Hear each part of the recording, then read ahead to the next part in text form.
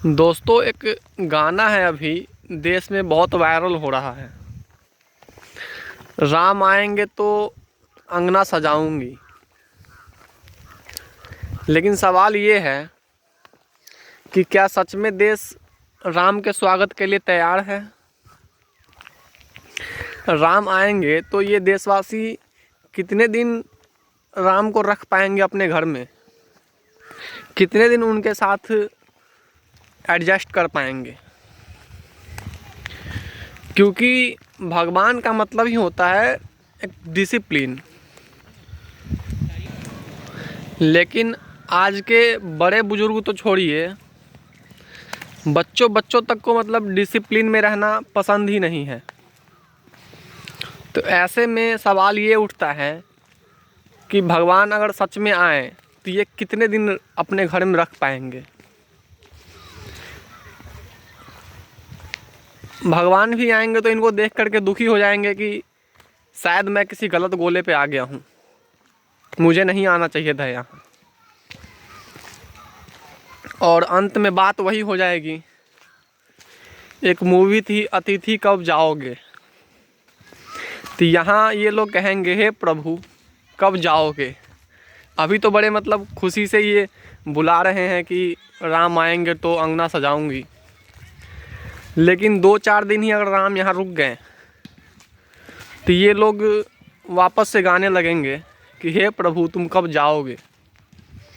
और ये बात दरअसल ऐसे ही नहीं मैं कह रहा दोस्तों, आज के कल की सच्चाई ही यही है। यहाँ किसी को अनुशासन पसंद ही नहीं है। जबकि हम अगर त्रेता युग में राम राज्य की बात करें तो वहाँ राम का अर्थ ही मर्यादा से होता है। मर्यादा पुरुषोत्तम श्री राम। लेकिन आज के इस युग में देखें तो यहाँ बच्चों के अंदर मर्यादा जैसी कोई चीज़ नहीं रही है। उदंडता की सारी हदें इन्होंने पार कर दी है और बच्चे बूढ़े औरत सब के सब नशे में धुत हैं। औरतें तक शराब पी रही हैं, सिगरेट पी रही हैं।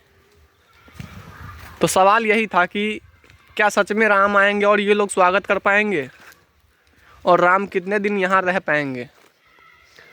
शायद इसीलिए भगवान आते भी नहीं और कलयुग में भगवान दिखाई नहीं देते। हम लोग अक्सर देखते हैं कि जो लड़कियां होती हैं वो भगवान कृष्ण से बहुत ज़्यादा प्रेम करती हैं, भगवान राम से बहुत ज़्यादा प्रेम करती हैं। लेकिन वो भगवान के किस चीज़ से प्रेम कर रही हैं? भगवान के रूप से प्रेम कर रही हैं, भगवान के आचरण से प्रेम कर रही हैं? ये भी क्वेश्चन बनता है। क्योंकि भगवान के आचरण में तो ये 1% भी सूटेबल तो नहीं दिखाई देती। तो इन्हें प्रेम है भगवान के रूप से कि भगवान बहुत सुंदर दिखाई देते हैं तो इनको प्रेम हो गया। लेकिन सुंदरता के साथ साथ उनके गुण भी तो आएंगे ना, उनके आचरण भी तो साथ ही साथ आएंगे उसमें। आज के मानव जिस तरह पैसे के पीछे भाग रहे हैं, धन और दौलत के पीछे भाग रहे हैं, ऐसे में मुझे नहीं लगता दोस्तों कि ये भगवान राम और कृष्ण का स्वागत कर पाएंगे और इनके साथ खुशी खुशी रह पाएंगे। कृष्ण वो हैं जो अपने दोस्त के लिए तीनों लोक दान में दे देते हैं और उनकी पत्नियां कुछ भी नहीं कहती। सीता वो हैं जो अपने पति के फैसले को अपना फैसला मान भगवान राम के साथ चुपचाप वन जाने के लिए तैयार हो जाती हैं। लेकिन अगर वहीं आज की स्त्रियों को देखें तो इन्हें पति तो राम जैसा चाहिए, लेकिन अगर वहीं राम कुछ फैसला कर ले तो तुरंत उनके खिलाफ जाते वक्त नहीं लगता इनको। उस समय भगवान राम ने अपने छोटे भाई के लिए सब छोड़ दिया था। वहीं आज की स्त्री अगर उस समय सीता माता के जगह पे होती तो ये छोड़ने के बजाय उल्टा सिखाती कि आप बड़े हैं और भरत छोटा है, आपका हक तो 75% पर बनता है प्रॉपर्टी पर। आपको तो ज़्यादा मिलना चाहिए, लेकिन आप उल्टा छोड़ रहे हैं। और ये बहस धीरे धीरे बढ़ते बढ़ते 10-15 दिन में बात डिवोर्स तक पहुंच जाती। तो ये गाना मैं बहुत दिनों से सुन रहा हूँ, राम आएंगे तो अंगना सजाऊंगी, बड़ा ही तेज़ी से वायरल हो रहा है। लेकिन मुझे कहीं से भी देश तैयार नहीं लग रहा राम के स्वागत के लिए। दोस्तों, भगवान राम को खिलाने पिलाने और सुलाने की दिक्कत नहीं है। उन्हें तो आप झोपड़ी में भी सुला देंगे तो वो सोने के लिए तैयार हैं। लेकिन जब भगवान रहेंगे आपके सामने, आप कुछ भी गलत हरकतें करेंगे तो क्या वो देखते रहेंगे, बर्दाश्त करेंगे? बिल्कुल नहीं, आपको वो रोकेंगे।